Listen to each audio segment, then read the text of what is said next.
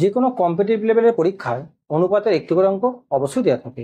এই জাতীয় অঙ্কগুলির দ্রুত সমাধান তোমরা কিভাবে নির্ণয় করবে তা আজকের ভিডিওর মাধ্যমে আলোচনা করবো। তাই অঙ্কটা কি দেওয়া আছে, যদি a:b:c সমান 2:3:4 হয়, তবে a বাই বি অনুপাত চিহ্ন b বাই সি অনুপাত চিহ্ন c বাই এর মান তোমাকে নির্ণয় করতে হবে। তাহলে তোমাকে কি নির্ণয় করতে বলেছে, a বাই বি অনুপাত চিহ্ন b বাই সি অনুপাত চিহ্ন c বাই এ।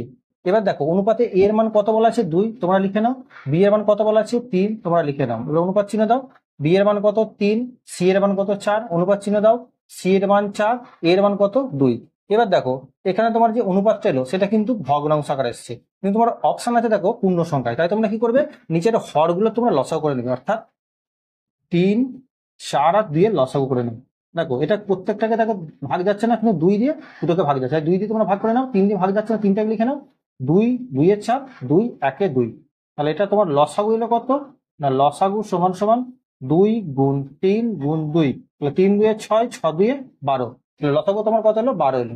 এবার তোমরা কি করবে, এই ভগ্নাংশ এখন অনুপাতগুলোকে প্রত্যেকটাকে লসাগু দিয়ে গুণ করে নেবো, অর্থাৎ 2 এর 3 গুণ 12 অনুপাত চিহ্ন দাও, 3 এর 4 গুণ 12 অনুপাত চিহ্ন দাও, 4 এর 2 গুণ 12।